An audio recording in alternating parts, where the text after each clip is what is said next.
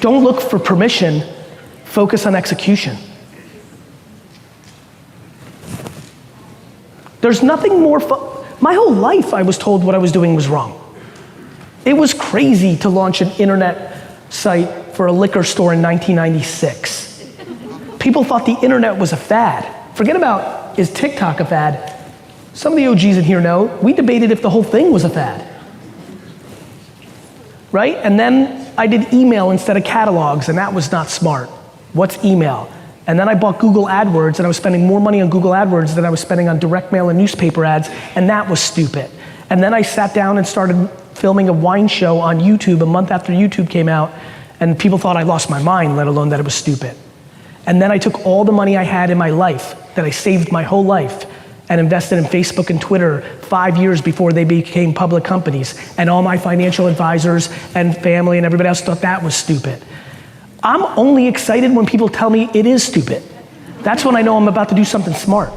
Need motivation? Watch a top 10 with Believe Nation. Top 10, I got a top 10. Got my motivation high for my top 10. Gotta learn from the wise women and men.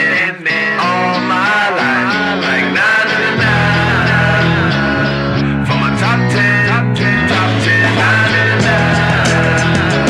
This one's for my top 10.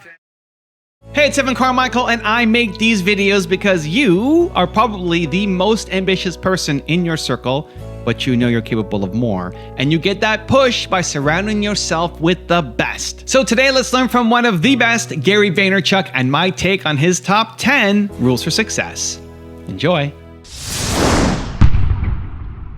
Rule number 2, brand content. When you're a sales-driven organization, the most important thing to do with content is make it brand. Content on the internet is everyone here's opportunity to offset the aggressiveness of what is sales. It's an opportunity to provide value to the audience. It's a way to provide affinity towards you and your company by showing the humanity, AKA silly things like, just think of The Office, the TV show. Like if you have somebody funny in your company named Ricky, like get Ricky on video, because it shows a different side to what everyone's accustomed to, which is the cold LinkedIn, the cold email, the cold call, the very quick to, hey, let's do business at a conference. So the biggest thing I've learned for sales-driven organizations, which is amazing, I love sales-driven organizations, is thinking about content as your appetizer to the sales being the meal. If you have a great appetizer, you're setting up a great meal. And so I think the biggest mistake, I see it over and over and over and over and over and over and over in these dynamics, is that people use content as a sales engine instead of a brand engine. Nike doesn't cold call you or knock on your door and ask you to buy, their sneakers. And even when you think about Salesforce and SAP, even though they have great sales DNA and infrastructure, there's so much brand going on for a reason. You need to have that offset, right? You need to have that honey to the vinegar. You need to have that good cop to the bad cop. Content on LinkedIn is the good cop. And I think that is a very difficult maneuver for the DNA of most of the people that are watching this right now. Period. And that's okay. That doesn't mean you're bad. Doesn't mean you're stupid.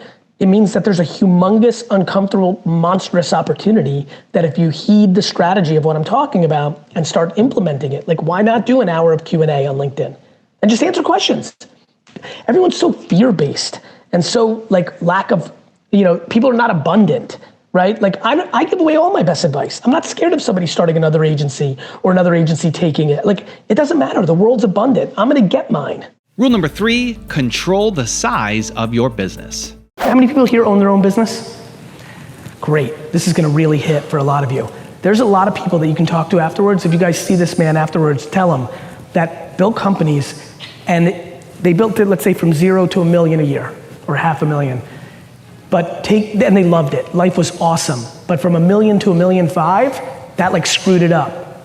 Like there's a Mendoza line where people don't understand this. This is why I push happiness so much. I'm thrilled that your business now does 3 million instead of 1.6 million, but you used to love your life at 1.6 and you hate it now because you're managing or you're doing this or that or you're stressing. I think you can control the size of your business. You can also bring someone in. You can bring in a partner. You can bring in a big time employee that gets bonused on net profits. Rule number 4, be self-aware. What sort of advice do you have for building a community and the right people around you? Being self-aware. You know, like if you're an extrovert, it's a layup. Like just go outside and say what's up. But if you're introverted, put in real work to create safe places to meet people. Spend a lot of time networking with people that you feel safe with, finding people to introduce you to in those markets. I really think all of this is one big game of self-awareness. And if you're introverted your whole life, at 22, moving to a new city is not when you miraculously become a social butterfly. So you need to lean into who you are. And what you can do is spend a lot of time doing homework of people that you knew from a year older than you that are in that town, or a friend that has a cousin in that town, and feel comfortable in your process. But the ROI is always people. So meet as many people as possible in that new place, but do it your way, not my way or the way that it's supposed to do. Do it your way. Also, to make sure you're actually taking action after watching this video, I've designed a special free worksheet just for this video. The worksheet will highlight all of the lessons learned in this video, as well as pull out our 3 favorite learnings and quotes that will inspire you to actually do something. The worksheet will also give you space to write down what your key takeaways are and your specific plan of action to make sure you're getting results. If you want the worksheet designed specifically for this video, absolutely for free, there's a link in the description below. Go click on it and start building the momentum in your life and your business. I'll see you there. Rule number 5, be optimistic. Almost everybody thinks that resources are limited, and almost everybody has a boss. I don't have a boss, so it's easy for me to talk this way.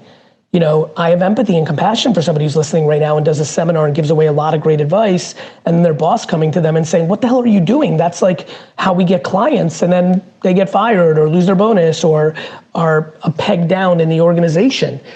Unfortunately, fear is remarkably effective and a real human trait. I just don't believe in it. And so I just believe that there's so much more financial, and by far, there's more financial, but by far, there's so much more happiness on the back of going with optimism and abundance as your mindset. And so I think it's culture. I think it's the industry culture for many, many, many, many years. And I think that business has historically had a cold, kill or be killed kind of mentality. And I think of sports a little bit, I think of business more like sports. I, as a fan, get so angry after a Jets game when my Jets lose and they go and hug all their friends on the other team because I'm pissed. But the reality is I actually fully understand it. I want to kill, crush, destroy, defeat, outmaneuver everybody I compete with at every second. It is my DNA. However, not at the detriment of their lives. Like, I want to do 10 trillion and I want you to do 9 trillion. And that's how I think, and I wish more people realized how real that is and how true that can be. And that's what I think about. Rule number 6, believe in yourself. I had a meeting today with a sports agent. My brother and AJ and I started a sports agency, right? So we now represent players in football. And he's a big shot. And he was like in one of those conferences with me, and I was educating on what we're doing, and he kind of took a step back. He's like, oh, whoa, this is way bigger than I thought. Like, you guys are really gonna win this thing, huh? And I said, yeah, and I said to him, and this is my favorite part, when all the agents that think they're big shots with big players are shitting on me and making fun of us. When people were putting me down, man, I was collecting them in my head. I just don't believe in anybody's opinion about me more than I believe in the opinion I got about myself. Do you know what the most delicious flavor in the world is? I told you so. You understand? I don't admire anybody enough to take their point of view on me over my own. Listen, let me tell you something about this country. We love the rags to riches story a hell of a lot more than any other story. You are set up for the good shit.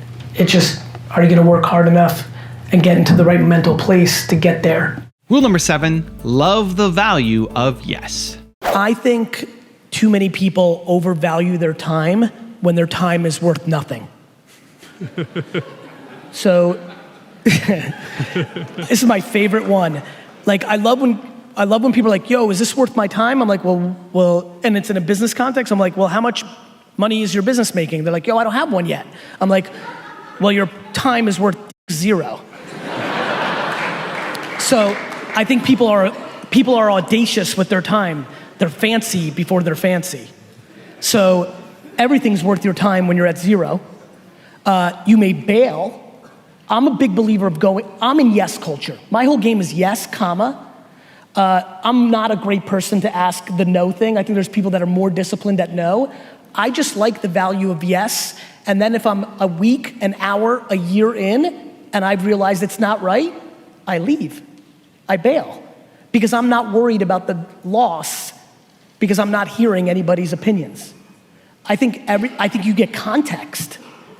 You know, the reason I like starting up and stopping businesses is because I like the context. Like right now, I'm super hot on this thesis that sports trading cards are about to explode again. So I'm spending an ungodly amount of, I spent 4.5 hours looking at qualitative data and quant data on eBay around Giannis rookie cards from Prism graded PSA 10. 4.5 hours. I don't have like 3 minutes for people that are running like $10 million businesses for me. So I like saying yes because I know I'm learning things, and then if I decide it's not worth it, I'll bounce. So a couple things I would tell you is, one, we need less audacity, right? And we need more tasting. And so, and I know when it's time to say no after I've said yes and realized after tasting it, it's no. Rule number 8, put in the work. This is just like health and wellness. Would you like to be healthier and better shape? Let me help you. Eat well and exercise every day. Meanwhile, people are like ass implants, steroids, like apple cider, celery, like people are looking for the hack because people don't want to put in the work. Rule number 9, apply compassion. You have to know the mission you're on, right? There's some people that are part of an army that go into enemy lines without guns during Vietnam, and we're part of that squad. That was a very different mission than being a general back at the fort, right? Or being somebody with the guns back at the, at the precinct. So to me, cold calling is an incredible challenge. Let there be no confusion. I think nobody here is confused. Very few people are fired up in 2021 to get a cold call. At the same token, it is something that works. There are people who have charisma, charm, strategy. I think the number one answer to cold calling is compassion. If you establish the person that just picked up the phone within the first 30 seconds, 3 seconds, 9 seconds, that you are understanding that is likely that they are not excited to hear you, however, you genuinely in your soul believe you have something to bring to the table, I think that is the feeling you need to pass on within those first 6 seconds. And I would tell the people that are in the front lines of cold calling, don't apologize. Don't be depressed. So many people reach out to me like, Gary, I have to cold call. I'm like, that's okay. It's awesome. And then other people are like, cold calling's the best because they're awesome at it. It's a very narrow thing. They've got that thick skin and they're just a machine, and so, I think A, don't be apologetic and find compassion. And then B, if you're crushing it and you love it, add some things to your repertoire, including it's wonderful that you're just a machine and unemotional and you eventually get 6. Well, if you deployed compassion and empathy in the first 6 seconds, you might get 39 out of those 1,000 calls. And rule number 10, the last one before some very special bonus clips, is have fun. Your take on it. Do you like it? Do you not like it? Big Classic. nose. Big nose. I love being transparent with the audience. Yeah. And the way that you set it up, I'm extremely nervous to like Drew Bledsoe's wine. You know, like I'm looking for Drew's wine, so I'm trying to think about Washington State like nobody's business. This is enough power and flavor profile to be me to concern this Jets fan. Yeah, we're gonna move on. We're gonna try number 2. So different wine. Yes, and has a little bit more of that candy thing going on. You know, like when I think about this is the profile that really took over in the late 90s and early 2000s. Yep. Big League Chew, Skittles, Razzles. If you're a candy connoisseur, this is your wine. Yes. Razzles actually are kind of like spot on. Yeah, I think so. By the way, those are the things that was unacceptable when I was doing Wine Library TV. Like, you can't say that. I'm like, I think I can. Okay, wine number 3. Now, not all these are necessarily tied to football, too. I understand. So this aromatically has my attention. Yeah. You know, very, you know, has an old world funk on initial nose. Little sweaty sock meets like licorice. And it's a little more restrained. It's a little more pulled back. So this is my favorite wine. Like if I have to pick a wine, Straight up, this is your my favorite wine. Okay. Now, because I know a lot of people watching, that has a lot to do with where my palate is right now. Right. In a lot of ways, I can argue over the last 20 years, all 3 of these could have been my favorite, knowing my palate well. This is just naturally the infrastructure of my actual palate. I'm somebody who loves sauerkraut and pickles and olives, but also can jump from eating a pickle to having a scoop of ice cream, going back to sauerkraut, back to, so this sweet and savory kind of thing that's going on here right into crushes for me. Yeah. And what, real quick, before I unveil, I don't know if you're allowed to do this as host. Yeah. Which one of the 3 are your person? Like, just as a human. I'm between these 2. Yeah, me I think too. this is a extremely nicely well done made. wine. I agree. It's got a little too much oak for me. This has that lift of acidity. This is too candy. Yeah, this is super candy. And by the way, this is where it gets fun. Like, this is why I love to work in the floor. If somebody came in, I would ask them 2 or 3 questions, and most likely, I'd probably recommend one of these 2 wines. Yeah. Because if I could tell this was going to get them, but to answer your question, this. Okay, I'm going to tell you. Let's go actually in Wine order number because I 1. think it's like, yeah. Yeah. So I think you'll be pleased to know that wine number 1 was Drew Bledsoe's wine. Give me some credit. Can I get some credit in the room? I knew so it. you did not pick Drew Bledsoe's wine. Thank You were God. free to continue to go to Jets I really games, thought it you know. was. Wine number 2, however, is Uh-oh, this is going to hurt their this feelings. is the Jets wine. Listen, this couldn't have been better. That's what the wine is. It's made by Joe Wagner, who made Mayomi and so on. Who's It's, awesome. You know, who's in, but is in that zone of richer style wine. Yes. Wine number 3. So you didn't go for football at all. Good. Dwayne Wade's new wine. I am massively impressed. And is that with Paul Meyer? That's with Paul Meyer. Yeah, and with a young winemaker. I'm still sharp in the wine game. Wow, I'm really impressed with the Wade cab. Now I've got a special bonus clip that I think you're gonna enjoy. But before that, it's time for the question of the day. I wanna know, what was your single biggest takeaway from this video and your plan of action for the next week? When you watch a video and just get motivated, the science says you have a 35% chance of actually following through on your goals. That's not good enough. No, not for you, Believe Nation. We gotta do something. But when you write it down and you create a specific plan of action for the next week, that number jumps to 91% chance of you following through. And when you commit to somebody else, like leaving a comment on this video, it jumps to 95%. You need to follow through on your goals. So what was your single biggest takeaway from this video and your specific plan of action for the next week? Put it down in the comments below so I can celebrate you. When did you know Wine Library was a great vehicle for entrepreneurship? And did you ever think about quitting? I knew Wine Library was right because my biggest goal at 18 years old was to go and work for my family business for a decade. I stayed longer to build a massive business for my parents because I loved them so much.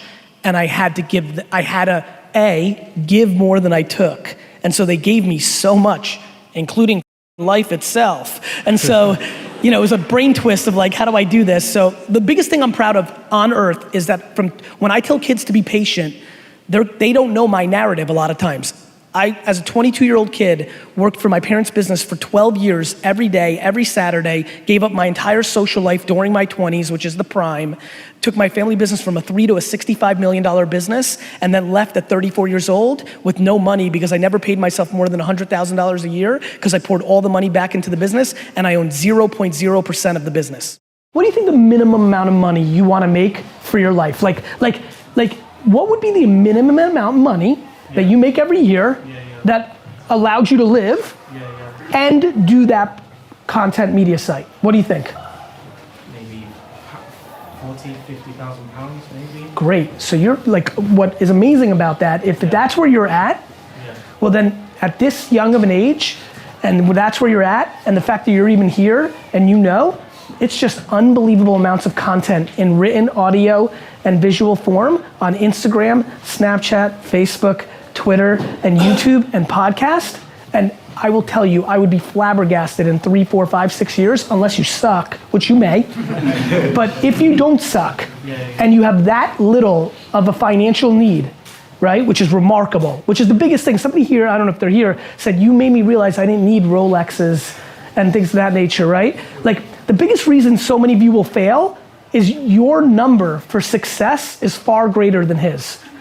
You think you need 1 million, which will then mean that you're gonna do a lot of things when you don't get 1 million very quickly that won't ever get you 1 million. So if you think what I just said is cool, which is bleed for 6 years in a row, you'll probably get sponsorship or sales of product to 40,000 a year. To me, that's what I did. I knew what I wanted. I was willing to give up my 20s for it. Gave them up. Gave them up. You know, somebody said, it's difficult not to document right now. I'm like, but I didn't, right? They're like, what, should I build my business or should I document? I'm like, both. He's like, well, I gotta pick one. I'm like, build your business. Like, so if your ambitions are that humble, which they are, that's incredible. That excites me. Because by the way, here's the funny part. That's who I was too. I just needed 100,000 a year. Just, that seemed rich to me, right? Like, I was like, cool, I'll be okay. Like I'll have a house, like, you know, it's not, you know, I just needed to play, I needed the game. And too many of you in here want the stuff, not the game. When you fall in love with the game, everything's different because you've already won. That's real. It sounds cliche, but it's real. Just enough. Like, living by somebody else's rules is a humongous mistake. I've just literally sat down with 5 people under the age of 27 and it's so refreshing. It is so refreshing. If you have not jumped on the bandwagon of doing exactly what the you want to do, which is skiing for the next 3 years or working at a job that's not what your parents want or what society wants, this video is just called enough. Enough. Make this little 1-2 minute video, depends on when I finish, the piece of content that gets you to stand up and take life by its throat. Do something. Stop being scared. Stop letting the way you were raised, the fear as an offense, take that away. Let me be the person. I'll take the blame. I loved that some of my employees are like, my parents don't love what you're saying. Good. Parents, because if you are playing defense and if you are living a life where your kids' lives are the way you're being fulfilled, you're a loser, parents. And so enough parents imposing their way. You want your kids to be happy on your terms. Enough the kid that's sitting right now at a desk and saw this in a feed and you hate your job, enough. Stand up, get the out of here and do you. Live your life. You got one life. Do something about it. My success is that I prefer change. I'm comfortable in change and I realize change is the only thing that allows you to win in the long term. The 98% of the human race, and maybe higher, doesn't like it. We are having a macro change. We're having a societal change. You know, like, I'll be honest with you, I'm like ambitious and realistic. One of the biggest reasons I kind of went even harder core at my personal brand like 15 months ago, I'm like, back to what's worked for us, which is like, hey, here's my example, at least it's something to hold. I was like, I'm gonna make myself the most famous person in America on this theory, and then it'll be undeniable. And by the way, it's working. I'm really good at underpriced attention and culture. I really am. You know, it's so funny, you start realizing your life. That's why I was good at baseball cards. I decided Frank Thomas and Kenny Lofton were gonna be better than most people thought. So I just bought a lot of rookie cards for underpriced costs, and I was right. But what I'm really great at is I understand consumer behavior and attention just fast enough and earlier than most people, and I've got an uncanny ability of that. Let me build a machine around that. And so for the last 9 years, I've built a company called VaynerMedia. We're a $200 million company in revenue with no funding, that does agency work, and we own a female publishing company like a Refinery 29. And my ambition is to build out the communication Death Star to deploy it against my personal brand, the nonprofits I care about, but ultimately my goal is to buy the New York Jets, and the way I think I'm gonna do that is I'm gonna buy iconic brands and things that mattered in the world that are gonna get over the next decade, and then I'm gonna rebrand them and run them through my machine. And so I'm building this huge agency media company that is really just a front and a proxy for my long-term ambitions. It trades underpriced attention and culture more efficiently than I think any other machine out there right now, and that's why cool things are happening for me. Two things I want to do. I want everybody to get out their cell phone because we are trying to all build our social media presence here and wherever you are. So if you get out your phone and follow Joe Hyde on Instagram and like the Facebook page for PR and Roofing. My question. Bro, hold on. Did you really think that was a good idea? Hey, we're here. No, bro, I honestly think that was one of like the worst moves I've ever seen because and I'm not trying to razz you. I am talking. I'm trying to give you love. I love the passion to win. The problem is you tried to close on the first move. You brought them no value and you asked them to bring you value. I will stand up here and give a load of value and never mention one time for any of them to follow me, and a lot more of them will follow me than are gonna follow that move that you just did.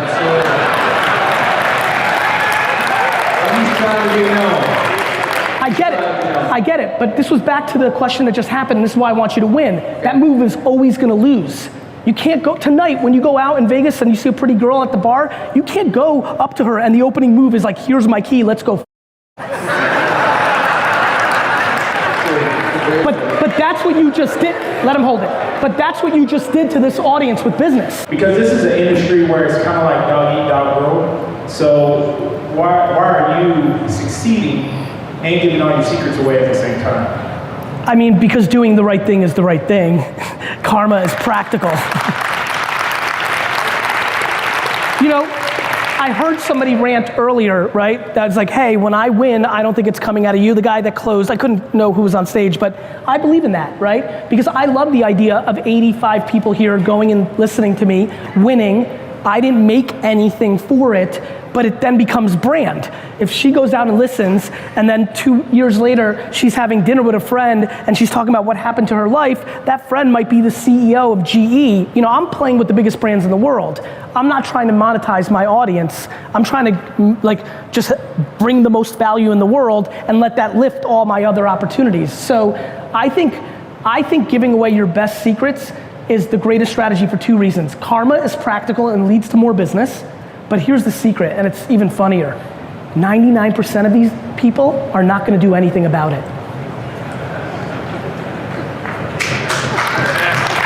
Somewhere about 5 or 6 years ago, I realized this fact. Holy people aren't gonna do anything with this.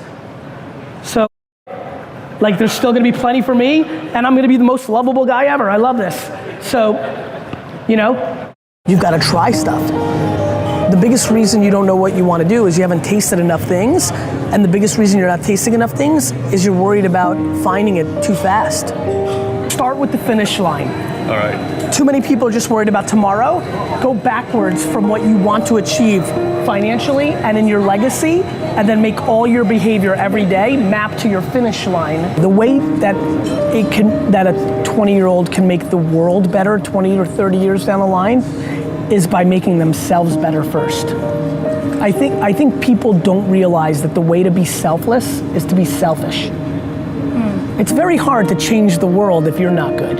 To me, when I look around this many people being in their 20s, like everybody's judging themselves way too early. What I would do is gather as many experiences as possible, you know? You're not lost in life, you're just early in the process. You weren't born into a rich family, you're the wrong skin tone, you're this, you're that, I get it. But just we got the at bat. You won the lotto. You won it. You've got the at-bat. Do something with it, especially now. Your grandparents didn't have this. The internet is crazy. It just is. It just is. And so, why do you think everybody's getting outed now? Because 3 old white guys don't control the media anymore. The f do you think is happening here? This is the greatest era ever for anybody. The market, the platform is the internet. This is unbelievable, unprecedented times. We will look back at this 200 years from now like these fuckers had a good opportunity. This is buying real estate. Do you know somebody bought the land that we're on right now for $1 at one point? That's what's happening with us on the internet. The attention of the end consumer is cheap right now.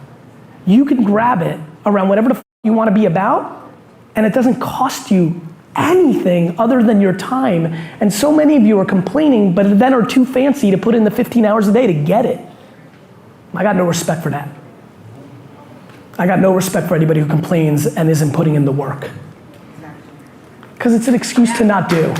There is ridiculous confusion in the system. I am winning and will win at all-time levels. Get ready, you will tell your grandkids that you once saw me live. Like, I mean that. And by the way, it's not because, by the way, real quick, because I don't want claps for that, I need you to understand how I think about that. It's not because I think I'm fancy or great. I think it's because I'm very calm and simple about one simple, tiny thing. Underpriced attention. It's so grossly underpriced. I'm asking you, let me tell you the story about MTV. When MTV came out in the early to mid 80s, how many people remember when MTV was launched? When MTV was launched, the biggest bands in the world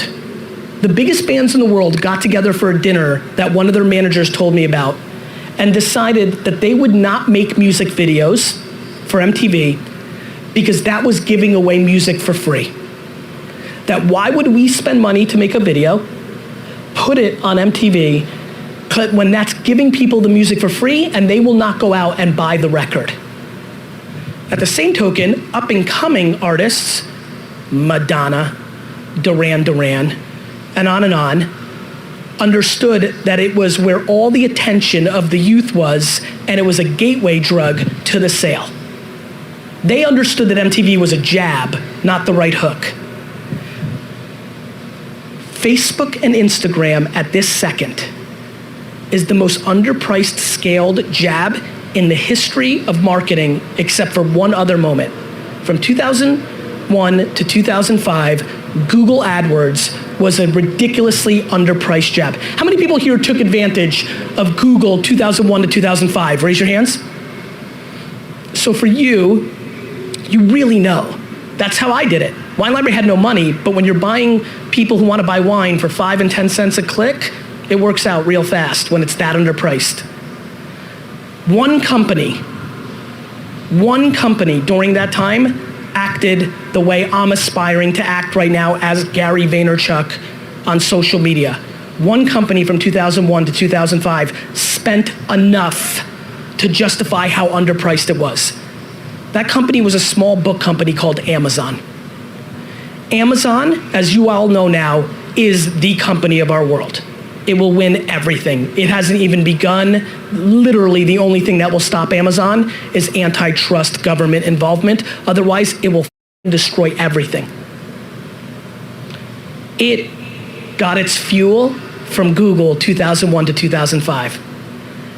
That occurrence is happening right now on Facebook and Instagram, and we're not squeezing the juice out of that fruit anywhere close.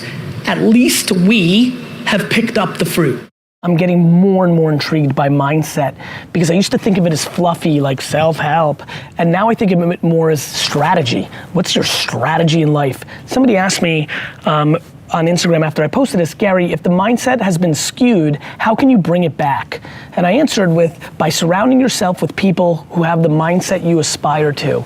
My friends, please understand that mindset is controllable in the same way that all our opinions are controllable. The key is to add more people with optimism and cut people with negativity. It's very, very simple. Now, it's very hard to cut people with pessimism, cynicism, and negativity when they are the people that are the closest to you, parents, siblings, spouse. But the bottom line is, if you're asking the question, I'm gonna give you the answer. The answer is add more people with positivity and optimism and cut people with pessimism and cynicism. Who you surround yourself matters. What content you consume matters. I basically suffocate myself for a long period of my time and created an environment that was based on offense and optimism, and now I know no different. Please do the same for you. Make that move. Mold, and I mean mold, your mindset by what you consume and with whom you consume it. I would argue that well more than 50% of the people in this audience are here today because they worry about the way they would be judged by one and or two family members in their inner 7-8 people circle. If you're not feeling it, find new friends. I'm being dead serious about this. This one is real big for me.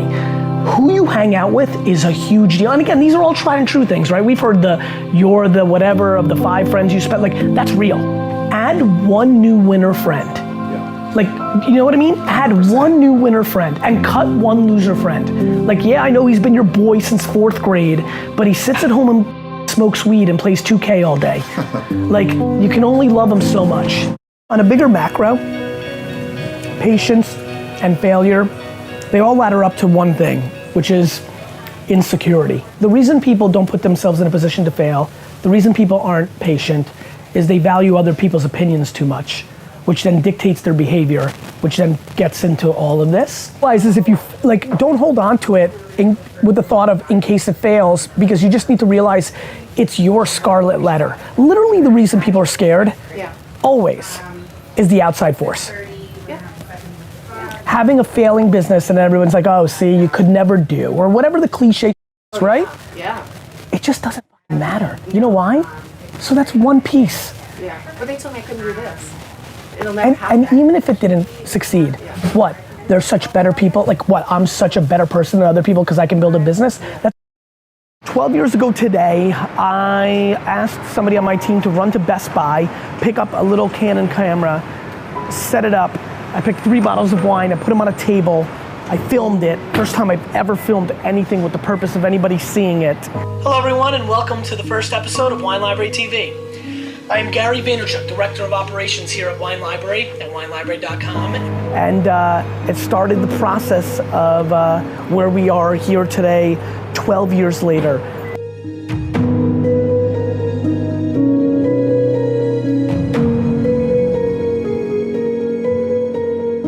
When I hear people lacking patience or wanting it so fast or not understanding the marathon, I've basically been producing content for the internet for the last 12 years. And I really wish so many of you could understand how quick that's gone and how much longer I have to go, but most of all, realize how much didn't happen in those first several years.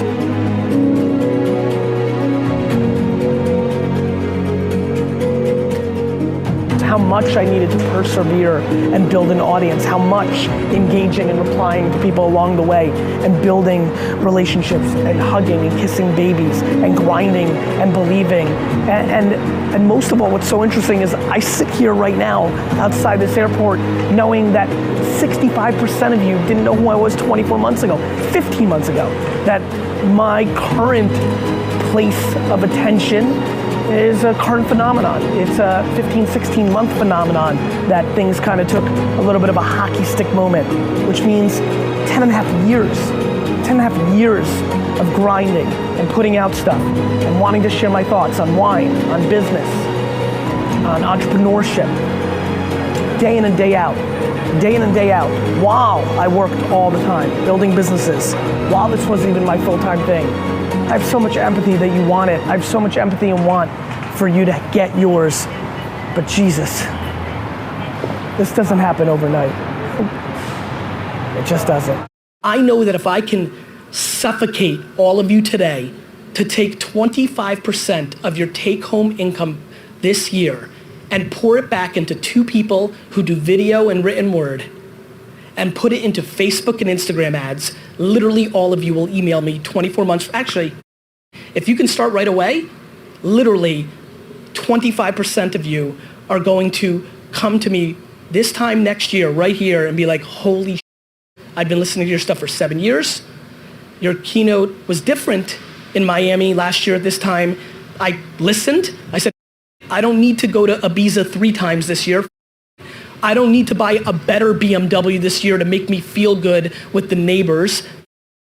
I don't need another pair of Supremes or Yeezys. I took the money and I put it into Karen, the film woman, and Rick, the ad guy, and now my business is 2x. This will 100% work. Even if you suck on camera, have zero charisma, are only 8 days in the industry, this will work because it is such underpriced attention that the ROI will work. That if you're a 2 in skill, the ads are a 20 in the 10-point scale, and it closes the delta of you being average. If you literally, and I've said this for 7 years, if you literally go interview the guy who owns the gym in town, the guy who owns the pizza shop, the woman that owns the insurance brokerage, if you literally just interview your local community, that you become the local newspaper in 3-minute video form on your phone. You don't even need to fucking hire D-Rock or Babin or Iris. Your phone. If you literally take it, selfie it, and interview the principal of the school in your neighborhood, you will become the local celebrity who can then transact on whatever you're trying to sell that group. If you bring value to people, if you interview the best high school basketball player, literally just that, your business will change. Or if you literally just give the advice of how you got here, what you learned, if you shared your thoughts, if you do not understand that you were a media company, that you will not be as successful as you are today in a decade.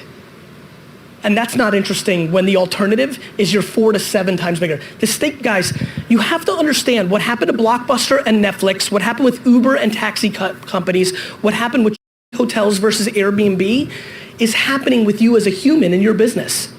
And so when you have the best hand and you know it because you've been paying attention and you know how to play poker, you go all in. Everybody here is playing Facebook, Instagram, social media, YouTube, podcasting, like they have the best hand and they're calling. And you're not goading them into getting all the money. You're just folding. And that's this audience. So can you imagine what I feel is going on outside this stadium? So this is a call to action for everybody to do me one favor, and I do think I can get a lot of you to do it, which excites the of me. Please, right now, listen, maybe you've laid out money, maybe you're in the middle of a renovation, maybe you're paying for your kids' college, mazel tov. I know there's nuances on everybody's life. But if you are in a position where literally your take-home income this year is literally the stuff you're gonna go and do things with, please, from 25% to 90% if you can go humble, please take that money and hire 2 people to make a lot more content for you about you and your business. And please give the rest of the money to Facebook and YouTube and Instagram. And I fundamentally promise you, you will walk here to this conference next year and personally thank me emotionally because your business will change. And I know not one of you has gone all in. How can we harness the hustle gene? How can we pass on the hustle gene You can't. to our company and to, how can we instill this? You can't. You can't. What you can do is you can hustle and then people will either ride up to it or run away from it. Like, you know, I don't judge my people. First of all, nobody that works for you should hustle as hard as you. Period. You want somebody to hustle as hard as you that works for you? Give them the same economics you're taking home. That's the truth. Number 2, with kids, rich kids aren't gonna care as much as you about money because you didn't have any, and so you had to fight for it, and then that's just real. So I think I set the tone for my company. Some people rise up, some people find their work-life balance, some people bounce. I'm not in the game of thinking that's important. If I feel good about what I'm paying somebody for what I'm getting in return, I don't need to judge that they need to work harder. So I don't want to get a deal for my people. Do you understand? I want my people to be on my team, not me getting more value out of them. It's a huge mistake of business owners. The biggest reason people are unhappy right now is because they value somebody else's opinion more than they value their own. That is the number one blanket statement that I've got for everybody. Your mother's point of view on you, your wife's point of view on you, your boyfriend's point of view, your homie's point of view. Like, the reason I'm super happy is nobody can tell me nothing. My wife, mom, and daughter could walk into my room right now, tell me I'm a piece of crap, and I would be 100% unfazed. That is some gangster emotional structure. And that's why I can never lose. I know who I am, and I'm unfazed. So if my mom, daughter, and wife could come in and tell me I'm a piece of crap and I'm cool, what do you think that troll on Instagram that says I suck does? Nothing. So you need to figure out the following. It is very likely that either your mom or dad screwed you up. They made you insecure. They didn't love you enough. They told you you weren't good because they weren't good, and misery loves company. Once you face that demon, once you cut out negativity and the people that hold you down, and you surround yourself with positivity, and don't confuse delusion. Don't watch my videos and rah up and you don't put any work in, nothing good's gonna happen. You're just gonna watch my videos. So don't get it confused, but life is basic. You're either on the optimism team or you're on the pessimism team. You're either on the offense or you're on the defense. The reason people are unhappy is because, let's talk about money and unhappiness. Your 3 best friends have a BMW and you don't. You think it's that. You don't realize that I loved when all my friends had BMWs and I had nothing. It's just perspective, man. What are we doing here? Like, what are you valuing? Like, what everybody's on defense. All the immigration issues in the world. Nobody's taking yours. You think some immigrant's taking your job? You suck. Like, if you think that, right? You think somebody else is taking your spot? This is the world. We live in the rich, like, you know how rich this world, in the UK market? You live in the UK and you're complaining? Get the hell out of here. So that's practical. You have a family member or a childhood that put you in a mindset of defense. And listen, I know I'm gonna get a lot of hits on Twitter and Instagram about this interview now when I spit this, because I know a lot of people haven't heard of me or have context on me. Let me just say this. The answer to everything is and what now, right? Like, I know people grew up in alcoholic households. I know people were molested. I know people had somebody steal all their money. Here's my problem. Nobody cares. Like, what are you waiting for? Like there is no fair fairy flying down from the earth and saying, you were born an African American in America where that's an issue. Here's $1 million. That's not happening. So my thing is, instead of dwelling and wishing how it was, understand, back to the next practical part of your question, that the internet is now here. And guess what? The internet's not a 76-year-old white man. It's the internet. And that means everybody's got a shot. So go take yours. It's happening on YouTube, Facebook, Instagram. Go figure it out instead of on it and thinking it sucks. And go get your money, happiness, and that's it. Simple as that. I got no time for people complaining because it's just not true anymore. 1986? Yes. 2018? What do you think's going on? Why do you think Me Too's happening now? The internet won. It's over. Go get yours. You find what you're looking for. I've been giving a lot of thought to kind of just watching what I'm seeing out there in the social, digital ecosystem, and very honestly, just real life. And I'm watching so many people over the last 2 to 3 years look for negativity, look for something that's wrong, find where people disagree with them, fight, look for woe is me, downside, half glass empty. And then I go to a Twitter search or look around the world and I find ridiculously beautiful things every day. Every day, thousands of kind acts randomly by people. All people that I have conversations with who see the opportunities, whether it's in business like voice and AR or crypto or whatever it may be. Just this amazingly interesting thing that I feel the majority of you are looking for the wrong. while there's plenty of wrong and plenty of right in the world, it comes down to one very simple thing. What are you choosing to look for? Because I promise you, if you right now, and I'm making this video for one reason, 24 hours of trying to find the good. Somebody saves a kitten, somebody opens the door, somebody does a nice thing for you, somebody says thank you. 24 hours of looking for positivity could change your life. Honestly, making this for one person. One person watches this video, chooses to do 24 hours of looking for good instead of looking for bad, and their game changes. D-Rock heard somebody at a convenience store saying, "Mom, you're always so negative. You're always so negative." I am blown away by the fact that life gets real simple if you break it down into this. Are you looking for the negative? This sucks, this government sucks, this person sucks, this sucks. Or are you looking for the positive? She's nice, that's remarkable, I've got this opportunity. You choose what you're looking for, because what you look for, you find. That's how life works.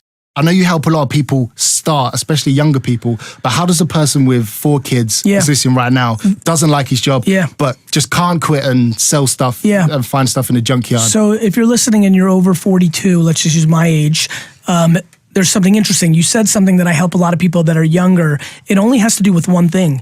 They actually believe in the technology we live in, right? This room is filled with guys right now who've taken advantage of YouTube or Instagram or just the Facebooks of the world. And the only thing I need to do to break through somebody who's 47 in the suburbs of London who has a mortgage, debt, and 3 children is for them to understand that unlike when he or she and I grew up and there was no internet, the thought of like having a happy life was separate than taking care of what you were supposed to take care of. The fact that everybody can come home tonight at 6, 7, 8, 9 p.m. and then take out their phone or their iPad or whatever and get to work for 3 more hours and go to sleep at midnight, get their good 6 or 7 hours of sleep. I'm not talking about don't sleep. A lot of people get me confused. My big thing is, if you're not happy, if you're happy and you make 37,000 pounds a year, mazel tov, do you. But if you are not happy, if you hate your job, right? You can do something about it instead of blaming Brexit or blaming Trump or blaming your mom. Like, do something about it. And my point is, it's the internet. Today I lost 50% of all the money that I have. People are ditching me because they don't want to go to a conference anymore. So I've been just full on pissed. Right, getting shit on today. Yeah, that sounds awesome. All today. It just I like it. It hit me. You know? I like it. And so I like it, I'll tell you why. Because I can tell by your demeanor that you're gonna be okay. The fact that you realize that that negative moment has positive impact, the question is, why did it happen? And that's why you have to be honest with yourself. I don't know, but that's, I'm pumped that you can have you're more positive than half the people here, and it sounds like you're having a terrible day. And today I'm feeling like, super rage. That's why I wanted to ask you, how do you keep the positivity, the calmness, when everything is hitting the fan? Because basically when things happen, I go the other way.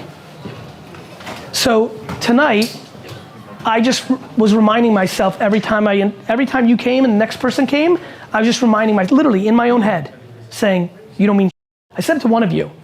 They said, how do you stay humble when you're so successful? I'm like, because I know if I die tomorrow, I'll have a good day on social media. Like most comments ever on my latest post on Instagram, and everybody's gonna be like, oh, that was the last one, weird. And I know that all of you will be on with your life a week later. You have to balance your ego with humility. In the same way, when I'm having my worst day, I realize I'm the best. I'm gonna be the best that ever does this. And so the way I handle things is when something's going one way, I use all my emotional strength to push the other way. What, are you gonna cry for the rest of your life because the conference got to me, it's just like, look what the fuck's going on. Guys, if you're in this room right now, let me just remind you that there are 7.7 billion people. Literally right now, as we stand here, there are women being shipped to be strippers in parts of our world. Right now, as we stand here, there are women who are basically caged, mentally usually, and are being shipped to dance on a pole in Manhattan and in London. Like, do you understand there's genocide going on right now. Like, what do you think's going on? Like, we lack perspective. Your conference got boo-hoo. I lost a client, boo-hoo. There's people dying out there. So when Americans or Europeans talk to me about race or gender, I'm sad. It's their real life, but I remind them because it's a positive thing. Cool, but let me tell you about the person that's ranked 7 billion in the world. They have it bad. And so I struggle. Listen, I'm weird. I think about things like animals. I don't know. If you're the best elephant, we are still better than you. We got listen, I got hot on this about a year ago, the 400 trillion to 1. It's impossible to be a human being. You won. I don't know how to get upset after that.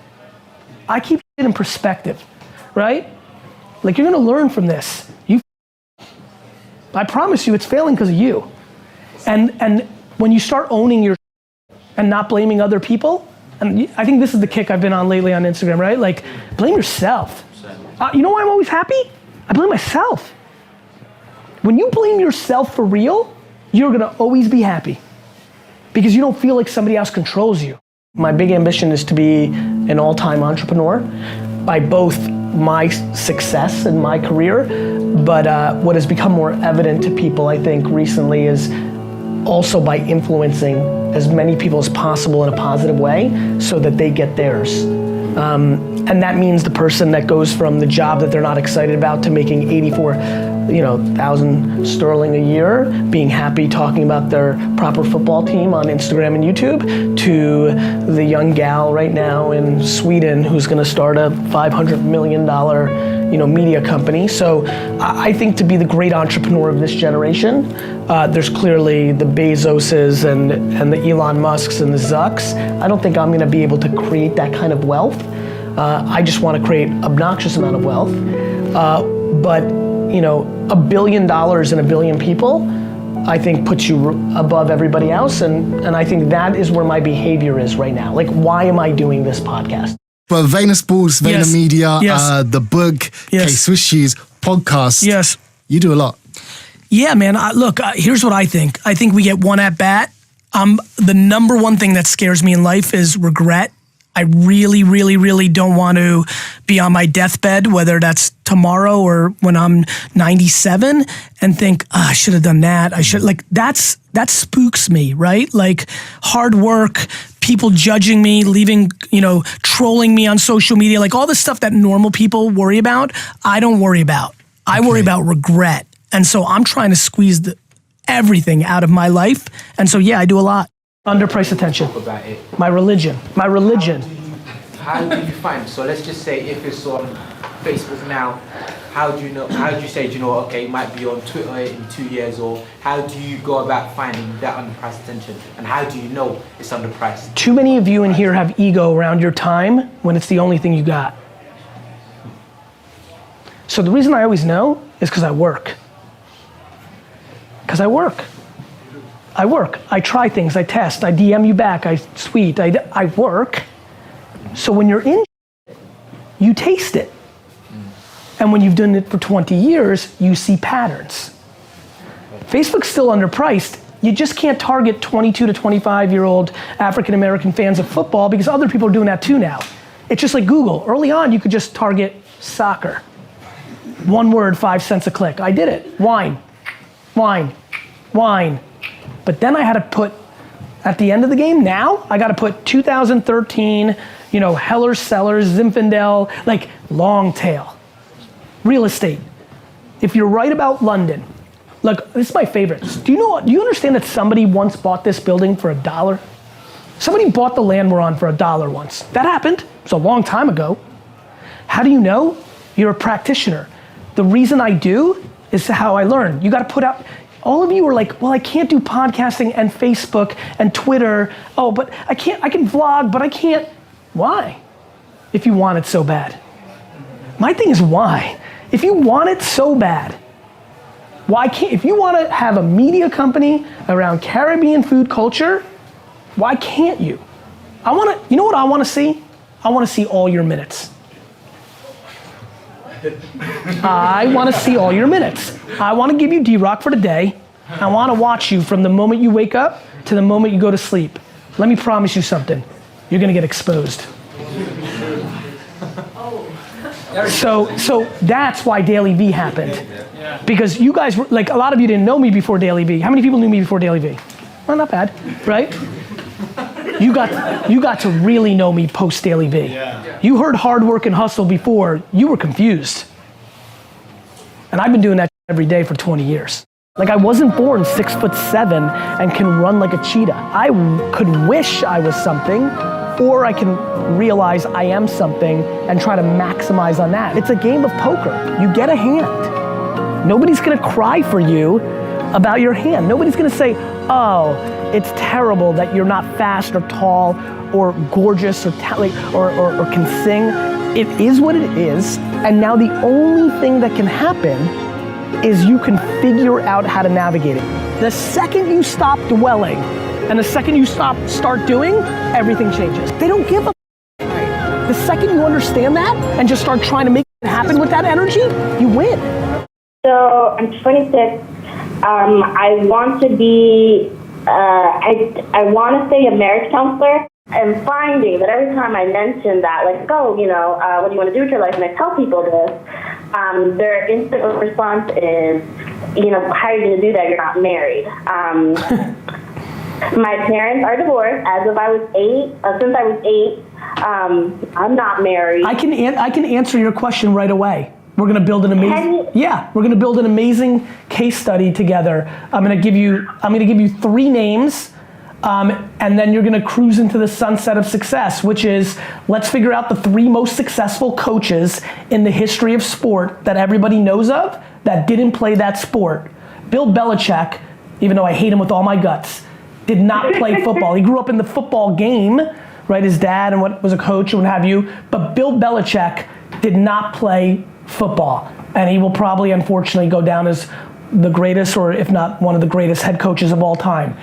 You don't have to be, listen, I think people have to be thoughtful. I hate 22-year-old life coaches that haven't lived life, but if they speak about here's my life experiences and why, you can eliminate though very quickly the art. When somebody says to you, but how are you gonna, you can't do, first of all, a couple other questions. Are your friends and your circle telling you can't do that? Or are customers that you're trying to do that with telling you that they don't want to go with you because you're not married? No, this is more acquaintances, people, you know, that I run into. Yeah, so listen, that's a mistake. Like, you can't listen to acquaintances, their opinions don't matter. Okay. You can't listen to. So how? You can't listen to. How do I build that? How do you? Without. I'm sorry. No, go ahead. I'm sorry. I'm getting excited. You should talk. Go. So am I. I'm like pumped. Basically, like I wanna, because I follow you and I've been following you for a couple of years now, and I do agree what you have to say about education. I do think people are gonna start moving from, you know, going to school and sending their kids to school to finding ways. I've got your answer. I've got your answer, and a lot of people get up. You know what I'm going to ask. Of course I know. I know exactly where you're going. So if you're not going to get the PhD, there's only a few ways to justify and gives confidence to the end market why they would jump with you. It's crazy to me that so many people, I was watching 60 Minutes last night in the background as I was working, and the way that Oprah was justifying the person was, he has a PhD in this and a master's in that. Even 60 Minutes used those pieces of paper to create authority. In our society, pieces of paper from businesses, and that's what colleges are, has been the authority. The only other people that get authority are the people that have gone out and done it and have people co-signing them, right? Makes sense. So the way and this is why I love working for free. When you don't have a piece of paper, right? One of the reasons I love working for free is working for free for somebody who is that person in society, whether they got a piece of paper or they're Puff Daddy and they just did it, becomes the equity that you trade under once you become great at something, right? Andy, who's sitting here right now, every single famous person I see gives him a lot of street cred right away, not because he got a degree for personal branding and marketing for Virginia Tech. What degree did you get? Political science. Not because of his political science degree from Virginia Tech, but because he went and worked underneath me and I went out and did it, and I always give him love and good vibes. The end. It's not Babin's degree from the USC school film or NYU. I dropped out. You know, so what you need to do, is one of two moves if you're not going to go get a PhD and have everybody comfortable with it. You either need to go work for somebody that is the authority and ask all thousands of people that are authorities and work for them, or you need to give your services for free to 5 couples, crush it for them, and use their word of mouth and endorsements and as your leverage point. The end. Once you got the money and you get your first paycheck and you're like, you know what, I've got some money in the bank now. Where do you go to then build that money? I think the reason you feel it right now is about a year ago, I got into the whole mindset of like, oh crap, there's a lot of people watching me who have zero. So I started talking about the flip challenge and go to Craigslist.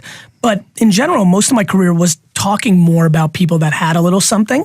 That's a very easy place for me. I think the answer to you or anybody who's listening is, what do you want to happen in life? I want to buy the New York Jets American football team. I've got to be on the offense. You know, but if you have a little bit of money and you don't want to work super hard for the rest of your life and you don't have ambition for all-time legacy, well, then you should put your money into Facebook and Amazon stock and watch it grow over the next 20 years and buy yourself a nice little cottage in the country when you're done. The answer to your question is completely 100% predicated on your ambition. What is the ambition that you have? If you want to buy a Premier League team, you better go on the offense and pour every one of those dollars back into hyper upside. If you want to just chill and smoke weed in Ibiza, well, then you don't have to. Why do you hate Fridays so much? Because I hate people that live their lives for the weekend. I'm blown away by people celebrating the end of the week. Like the weekend is your escape from your reality. It breaks my heart. My friends like live for Friday night. Like they know they get the week, like Monday morning's the worst. To live your life where you love Friday night, Saturday and Sunday, and despise Monday through Thursday or Friday morning is devastating to me because you're wasting too much of your life. Like 50% of your entire life is predicated on what you do at work. Like it's just a huge percentage of one's life. And I'm trying to put pressure on the conversation to say, if you love Friday that much, then you need to really look at Monday through Thursday and see if you can do something about it. Sunday night, I'm like chomping. I'm like a fighter before a fight, like in the dressing room. Like I can't, like I try to go to sleep early on Sunday because I can't wait for Monday because I get to put my jersey on. This is not your grandpappy's life. We have the internet. You can make it happen. You can build businesses or side hustles, take less money and like live a little more humbly to set up your next 50 years. So many of you are so hungry for short-term gains. Like maximizing the job that paid you $3,000 more, but it's not as fun, but you want that $3,000. For what? For what? For a new iPhone? For what? You get to live life one time. I'm talking about if you genuinely dislike what you do so much that you beg for Friday. Listen, I lived 12 years of this, and definitely at least 9. I just don't understand why people relegate into losing mentality and just thinking they can't. You can't because you want to be on the bowling team or softball or play video games. That's why you can't. There's plenty of time. Get done. How do you balance clouds in the dirt, and which do you focus on more and why? So define to everybody how I define clouds and dirt. Clouds to me is like the why, the strategy, the macro, the big thinking, the big picture, the operating system of like how you do things. And then the dirt is having the humility to go to these meetings, to actually, I post all my Instagram photos, the doing, the humility, ego, humility, strategy, execution, clouds and dirt. The way I balance it is they're both important at all times. I can swing back and forth to them. I can literally go from a meeting where, like the call I had on the way out to our first meeting here today, Purell was with VaynerMedia's C-suite about a restructuring of how we handle all our business. Super meta. And then I literally hung up and I posted something on Instagram and wrote all the copy as we were walking into our last meeting. To me, I balance them by doing whichever one is needed at the time. And so I don't think about it as balancing it. I think about it as time allocation, like what should I be doing with my time? And I think that, you know, you made a joke of like we did a shoot for a client and we debated on the phone for 10 minutes where the should be located for that. I think that's being in the middle, right? I think pandering to the way companies do things. We just had a meeting where they're like, oh, that was provocative. Us as the Gallery Media Group holds and all the other things we do, us doing what every other publishing company does, is not a good idea. That's the middle. That's not gonna get you to the next place. And so for me, I'm just in the mindset of, either doing humble, dirty work, like the reason I am the best strategist in social media out there, I really believe this, is because I do both. I both sit at the top of a media company that really does it at scale for the biggest companies in the world, but at the same token, there's very few humans that put out 140 pieces of content by hand a week and reads I literally just replied to Kyle in my comments, and I'm gonna show you because I don't think you guys believe me when I do these rants. I literally just replied to Kyle 1 second before Babin's like, let's do this video. Like literally what I was doing 1 second before then was replying to literally hearted Kyle's comment of, I'm digging the recent pics and quotes, man, right? Like many people watching here would argue that my time at this point in my career of reading Kyle's comment and hearting it in that minute was a bad use of my time. I think the dirt is the reason why I come up with such good clouds. Being in the trenches drives my strategy. I live in reality and practicality, not in thesis or ideology or reading headlines or reading about people doing marketing. So I don't balance it. I just do whatever is needed at that second. It's back to macro, micro speed. I'm just always doing something.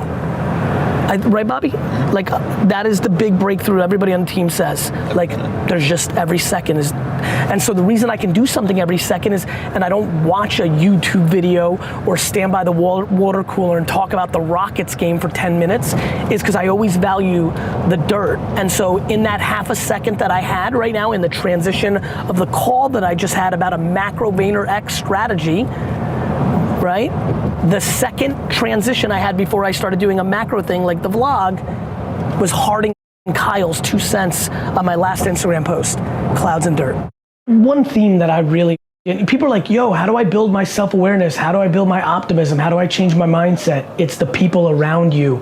If your best friend is Debbie Downer, you're not gonna be as optimistic as you can be. If the people that from your town that you hang out with have no ambition, you're going absolutely nowhere. If you listen to your dad every day about how the government sucks, you're not gonna love life. You've got to audit your inner circle. Podcast friends, listen to me. Listen very carefully to this mashup and these thoughts, because this underlining tone of who you surround yourself with absolutely fundamentally changes who you are. Period. End of story. When I hung out with Silicon Valley in 2005 to 2010, I was a different dude. When I hang out in the agency land right now, I'm a different dude. When I was in college at Mount Ida, different dude. Like, you're a different person. And I'm telling you right now, this morning podcast, or this podcast, because I know some of you listen to it at late, this podcast, if I can get one of you, one person listening to this, to dump one loser person in their circle and add one, whoever's that smiley, happy as person at work that you don't talk to that much, that's at a cubicle around the way, or that awesome, like that, you know how everybody has, like, you have a friend, but their friend, like, went to college with them, you don't really know them, but like the 3 times you see them a year, they're positive as and like doing things. Surround yourself with those people. Seek out your friend's friend who brings positive vibes and make them part of your world, and cut out your homie from college that thinks the world sucks. Watch what that addition and subtraction does to your life. Evan, thank you so much for having a couple seconds and being able to tell the Believe Nation a little bit about Empathy Wines. It means a lot to me that you would take this valuable real estate and time on your channel to give me some love. It means a lot. It's just good karma points, and so you're awesome. Thank you. Believe Nation, if you're into wine at all, go to empathywines.com. My whole career's work was poured into producing a wine that rivaled $40 to $60 wine for $20 a bottle. I'm just super excited about this subscription-based wine business. You can order 3, 6, or 12 bottles in subscription form, rosé, white, red. If you search on Instagram or Twitter, you will be blown away. People are literally like, I don't even like GaryVee, but the wine's good.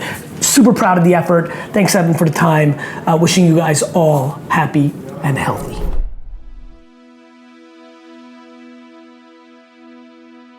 If you want 10 more amazing rules from Gary Vee, check out the video right there next to me. I think you'll love it.